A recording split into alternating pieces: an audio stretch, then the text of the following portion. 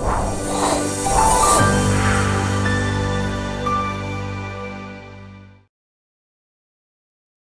again, everybody. I'm Jamie Allison. This is the Big Idea, Big Moves podcast. This is the destination for high performers. We talk to people from different genres, different niches, just people doing really cool things in their space, find out a little bit about their journey and what they're doing, and see if we can translate them into our own lives as well. And I know we have one of those today. I think something that's quite unique. Just before we jump into that, if you've been listening to the podcast for a while, you know that we have a relationship with Epitome Sportswear.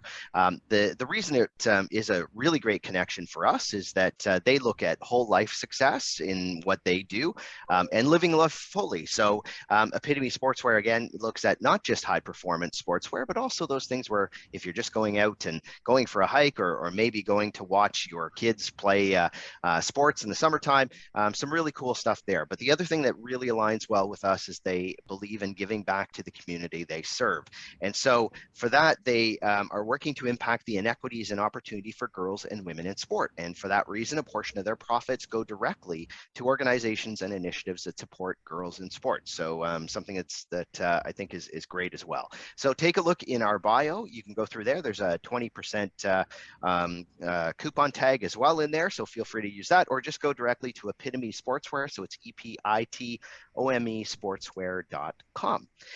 And today, really happy to have Sydney Steinaker. She's an amateur pickleball player, but she's also an influencer and a host of the Basic Dink pickleball themed podcast on various platforms. Sydney's comments on and builds awareness for the sport through her journey in really what, if you haven't been involved in it too much, it's the fastest growing sport in North America right now. And her take on the sport is, I think, quite different. And what comes to mind in what people think about the sport right now, she's really changing that, I think, and really finding an audience and demographic that's quite unique. So first of all, thanks for taking the time, Sydney. Well, really thank appreciate you for it. the sweet comments, by the way. That was so kind of you to say those things. So I No appreciate problem. it. Yeah. Well, I I'm think you excited really, to be on the podcast. So thank you yeah, for thinking of me for this. no worries. But yeah, I just want to bring awareness to pickleball and the sport. And I know people are hearing about the sport everywhere. Pickleball this, pickleball that. And people are like, why are you playing a game named after like a fermented cucumber? Like, this is just weird. Like, can you say pickleball? Like, I get so many questions, and honestly, that's how I was when I first heard of the sport. Like, Yeah. I was like, wait, because my stepdad was the one that got me into it. And every time he would talk about it, he would always be like, pickleball, this, pickleball. I'm like, are you saying pickleball? Not like pickup ball, but like pickleball? And he's like, yes. Yeah. And at first, I had like every other person's kind of, I guess, mentality towards sport. I thought it was meant for older people. Because typically when you learn what pickleball is and you like do some research, you see it typically leans more towards an older demographic. Mm-hmm. And I kind of always like shrugged it off, and I'm just like, that's just like, I don't get why you just don't play tennis. Like, why play like the sport that's on a like miniature tennis court essentially, and just it doesn't make much sense. I mean, it just seems like lazy tennis essentially. And I was totally like against the sport at first. So actually, I've known about it for about 5-6 years.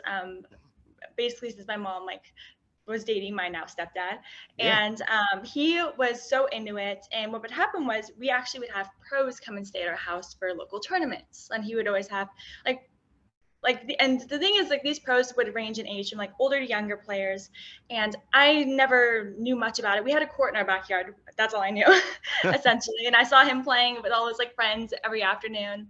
Yeah. And I would just observe, but I never like really dived into it.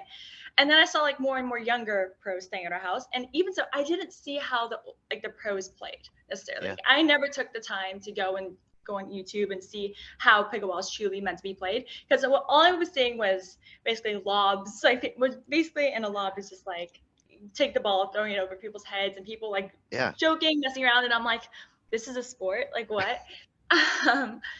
And then basically one day my stepdad, he comes to me and he's like, Sydney, I am training for a tournament and I just really need to get some reps in. Can you just please hit with me for once? And I'm like, okay, yeah, sure. And I was pretty athletic at the time. Like, I come from a lacrosse background. So I think that's what makes me also unique as someone in the sport is most people come from transition from tennis to pickleball. Mm-hmm. I don't have any racket sports background. I came strictly from lacrosse. I did some swimming growing up, but that was basically it. And I was like, okay, I think I have hand-eye coordination for this. Like, okay, I'm gonna kick your butt. I don't really know how much like help I can be to Yeah. like helping you train, but like, okay. I go on the court, he smokes me in singles 11-0. And Yeah. mind you, he's like 60 years old. And I'm like, how is this happening?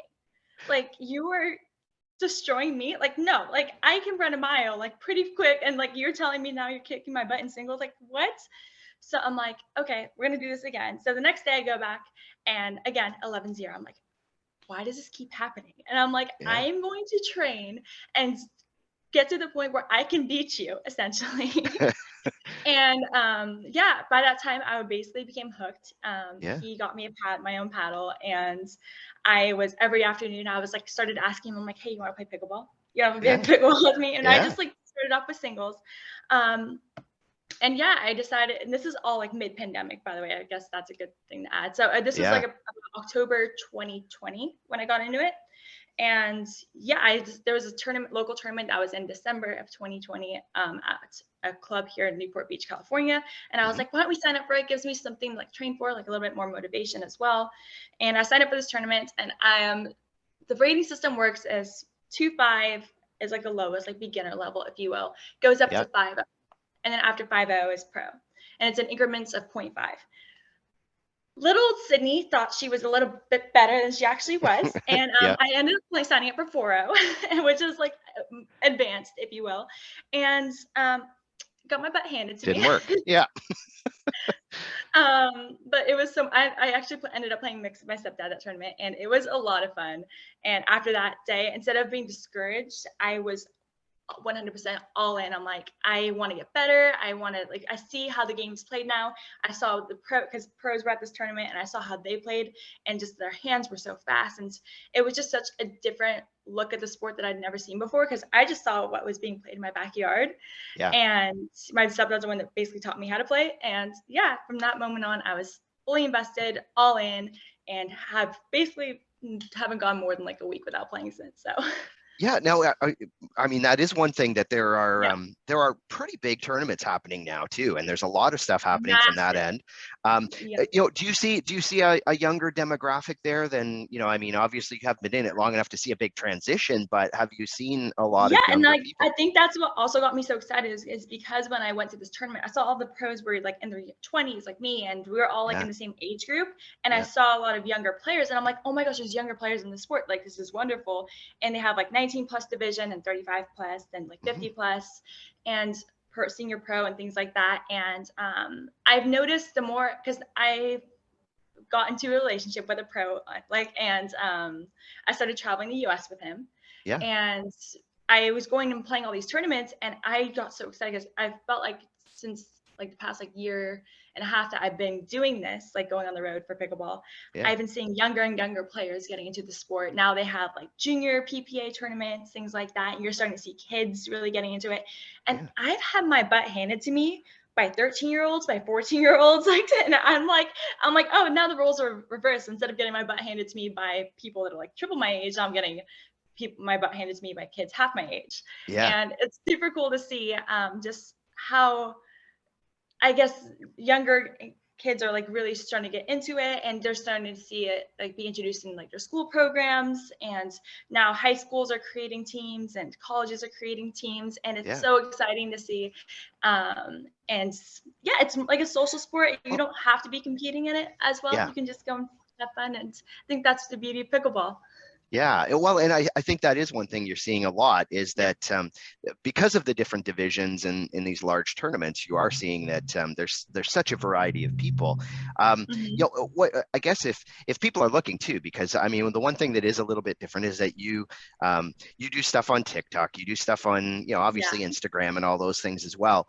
You know, have how is that knowing that, you know, there are probably a lot of young people that are maybe, you know, taking a look at the sport because of what you're doing, which is probably pretty cool considering, you know, It you're is pretty pretty early in cool. that too, right? Like how does that Yeah, feel? it's definitely like rewarding, because when I first set off to like start making like TikToks for pickleball, it Yeah, wasn't because I was trying to go viral in any way yeah, yeah, or things like that. I had gotten into TikTok during the pandemic, and then I just so happened to switch from making videos about 2000s era things to making things about pickleball, because that was my new passion. And all of a sudden the comments were being like, maybe I'll start checking out pickleball. Like, oh, like this, you make it look like so much fun. Like I thought it was only for older people, but now that I see like younger people like you playing a sport, I'm like more interested in learning more about it.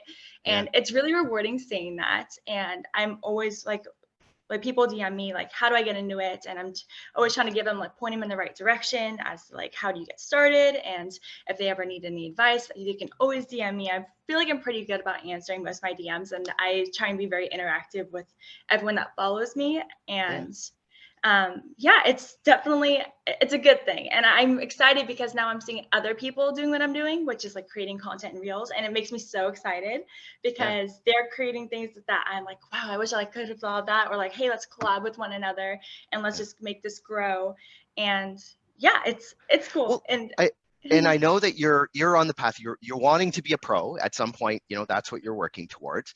But you're also getting opportunities to do sponsorships and things that you do because of your influence piece as well. How has that worked? And is it difficult to be able to kind of balance all of those things? I mean, you balance work, balance what you have to do for sponsorships, and then also train to be able to meet your goals that way. Yeah, it's funny because all my friends are like, you're like in another city like every weekend, and they're like, but you still have your job. Like, have you not gotten fired yet? Like, you're doing like a podcast and you're like creating content. And honestly, I don't sleep very much, but on the real, just I think time management is very important. But also, I want to be able to train to be a pro, but I'm not trying to like force it by any means, because I feel like on the amateur side, I've noticed that a lot of people they see that the sport is growing and evolving, and they see us now as a time to get in, if you will. And people are trying to make the rush to pro because they know like once those big names in tennis start coming over and transitioning to pickleball, their time is going to be a little bit more limited, if you will. And I'm more like trust the process.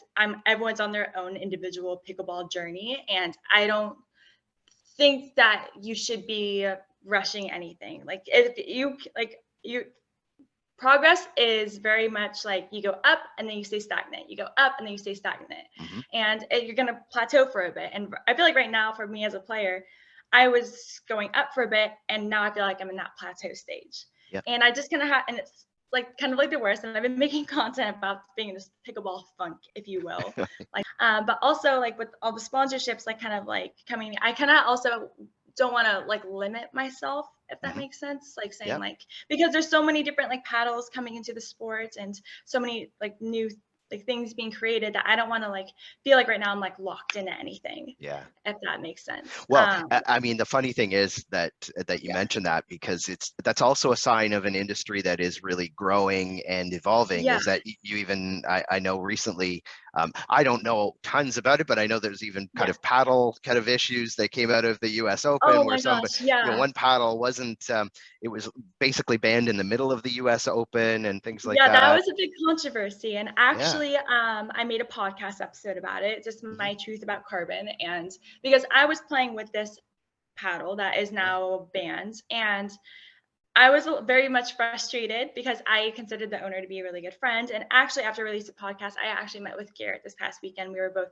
playing at the same area, and we decided to just talk it out. And I like got a better understanding of like what he thought was going on. And definitely, I was like, I don't want there to be any like bad blood between like us, and I'm not trying to see your company go down. Like once your company like figures this out, I would love to help you like rebuild your brand and like help promote it and do your relaunch. Like I'm not trying to see your company go like completely under the water.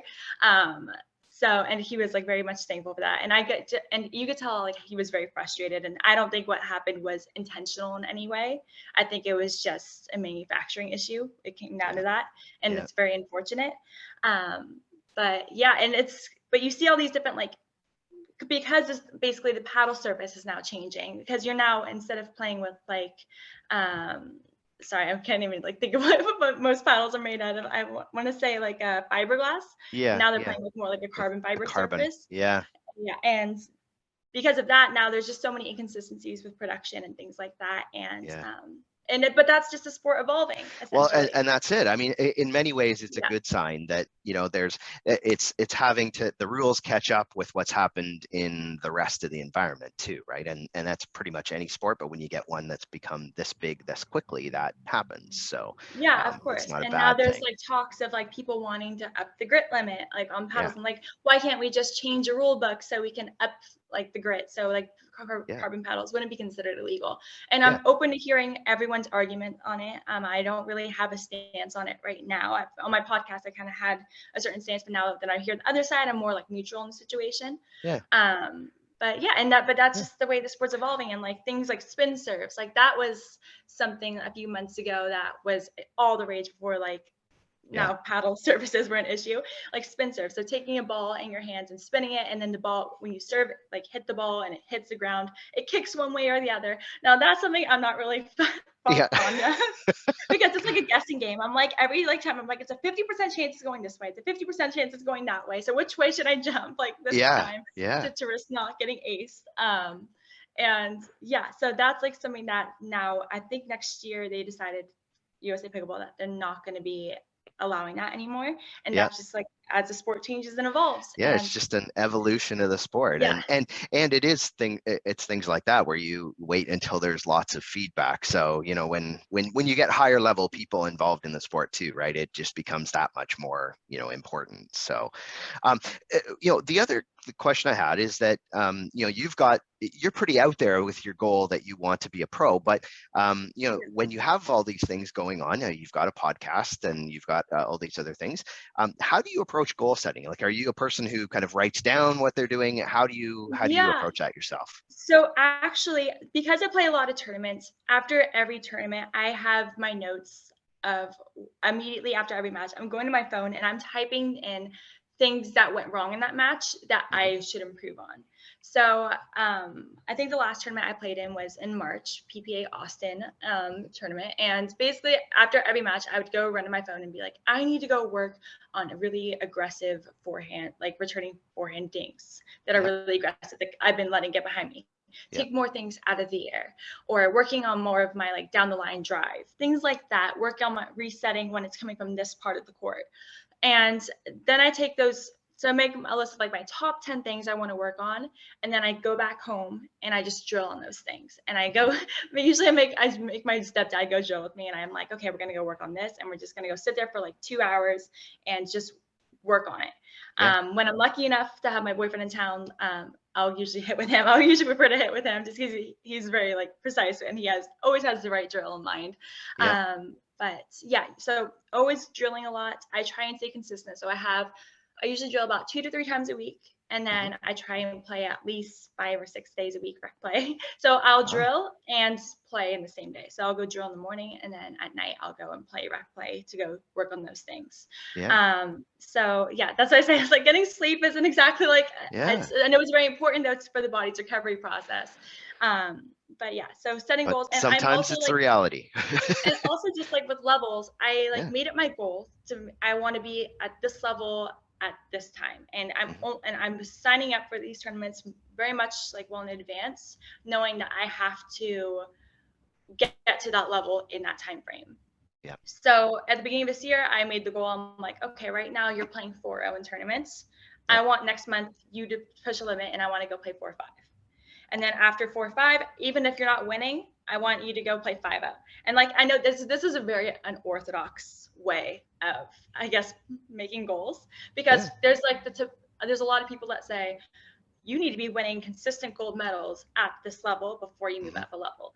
And but then I've talked to some pros and I've gotten their feedback, and they're the ones that tell me it's okay to go get your butt handed to you going 0-2 Yeah. if Yeah. you're playing at these higher levels because you know what you need to work on to get to those levels. Yeah. Well, And it being surrounded by those people that are at a higher level sometimes just ultimately lifts your performance anyway. So, I yeah, mean, of course. Well, and they tell me like the right ways to train and things like that. And I'm sure. very much blessed to be able to have friends that are pros. I'm not, and people always get the assumption though, Sydney, you're like, you have the advantage. You get a hit with all these pros, like whenever you feel like it. I'm like, no, I don't, because I respect their time too and know that their time Mhm. as pros, like they have to be very like, they have to train with the right people as well. And I know, Yeah. and their time with me is not as beneficial, as me playing with them is. Sure. So I usually just kind of go for them for more like the advice aspect of it, but actually Yeah. playing wise, I usually just go play with my friends at my appropriate level. Yeah. I'm lucky enough where I play with a group of people that we're all trying to collectively get better. So actually, I drive an hour and a half, twice a week, to go play with this group of people up in Los Angeles, Yeah. and we're all between 4.0, 5.0, and then we Yeah. have some pros that come and play there. And that's the beauty of pickleball. You don't need to play if you're a 4.5. You don't need to play with specific 4.5 players to get better. You can play with 4.0s. 4.0s can probably even hang out with 5.0s at sometimes. Yeah. And that's just also the beauty of being able to train as well. Yeah. But yeah, so setting goals is very important. I had the goal at the beginning of the year to play 5.0 in May, Yeah. so I'm playing 5.0 this in 2 weeks. Wow. Probably we'll see how it goes. Yeah. And I asked some of my pro friends, is this really bold? They're you're gonna have fun regardless. You have to push yourself to the limits. And if you go 0-2, so be it. But at least you're putting yourself out there and making the initiative, because most people, they just get kind of stuck in these playing 3.5 for a Yeah. year, You then moving up always to, and stay that's there. what hinders your progress a bit. Yeah. So yeah, like I Very said, cool. my method, I don't recommend it for everyone. I mean, Yeah. tournaments aren't exactly cheap.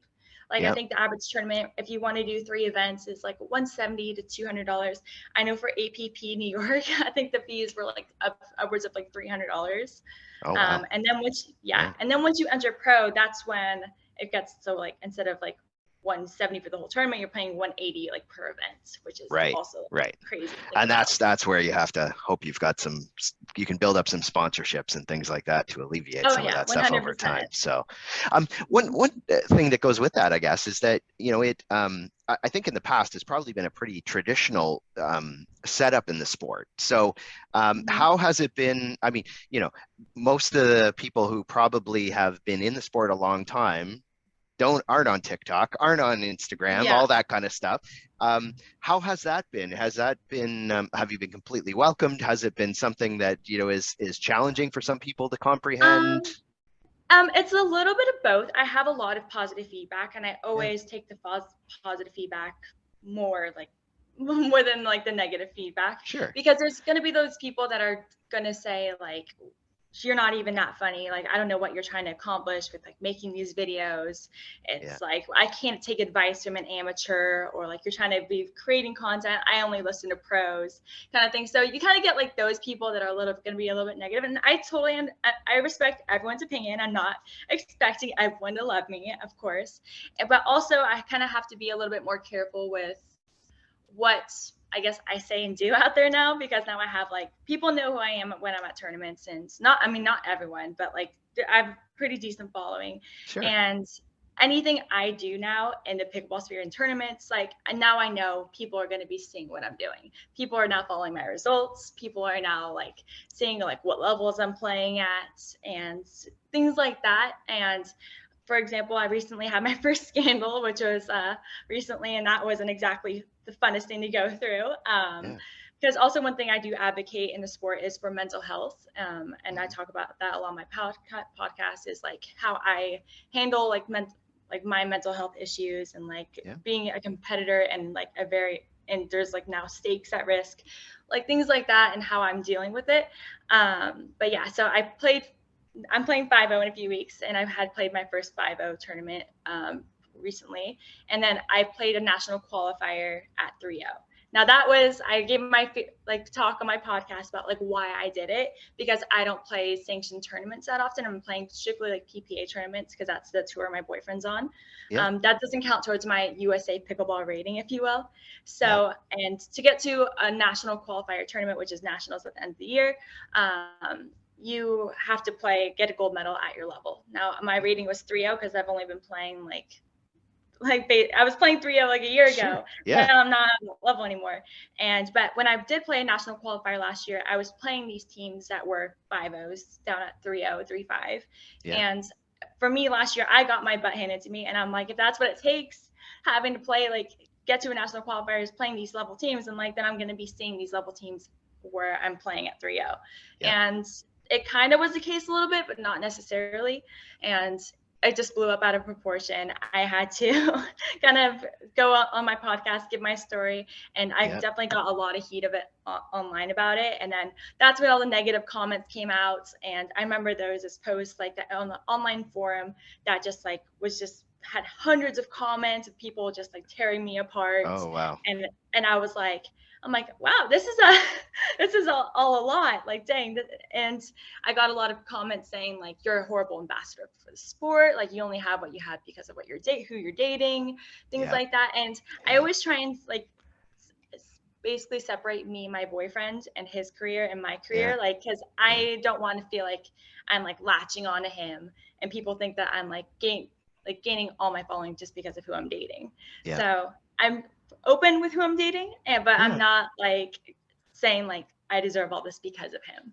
And Yeah. even so, like all my projects, he has zero involvement in, and he's like, "You got the sponsorship how?" Or like, "You're working with this brand how?" Like what? Like how am I just hearing about it? Well, and Yeah. and it is difficult. I mean, we have lots of people on the podcast that have, and as they get larger and larger followings, I mean, there's always going to be something like that. And you know, I think it can be a very difficult thing when, you know, there's some kind of negative comments and stuff like that, because Yeah. you know, it can be taken personally regardless, right? It's very difficult to do Oh, when it's 100%. Like you. I was So actually at a tournament when this all was going down, and I was on like I literally had to take a timeout during a match just to cry it out. yeah, And I was yeah, like, I'm like, dang, like this is so hard. Like I don't think I've ever dealt with something at this level before, because I feel like I'm a pretty nice person, and I feel that's when I've been called like the sweetheart of pickleball, if you will, because I don't see the need of being mean to others like by any means. And I know when you're at these tournaments, like the stakes are high, people are like the adrenaline is there, and things are said by other teams, and you want, and I always want to be like that happy and encouraging person like on the court, being like, yes, this is fun, where it's like even if we go 0-2, we're gonna have fun today, it's gonna be a blast, like you got this, queen. I call all my partners when I'm playing with females, like I call them queens and yeah, pickleball goddesses. And I'm trying to hug my partner in between like points, like when there's good putaways, or even if like they're like having like a mental moment on the court, I'm like trying to encourage them, be hmm, uplifting. And hopefully like other teams see that, and then they try and bring that on their partner as well, because yeah, I think we can all be super intense during matches, yeah, and we have to remember why we're all playing pickleball. It's because we're there for fun. Like it's yeah. cool to win a gold medal, but like even if you don't win a gold medal, does that make you not a good player? Absolutely not. Like, and every team I encourage them to go play tournaments, or people that aren't playing tournaments, I want them to go play tournaments, because I want them to experience just like the love of the sport and just being there. Because I mean, it's crazy that like I feel like all my friends play pickleball now.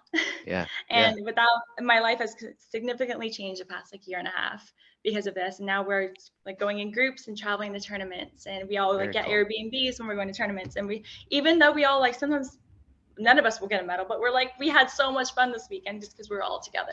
Yeah. So yeah. Well, and Sydney, that goes along with, like, there are probably lots of people that are listening that maybe haven't tried the sport.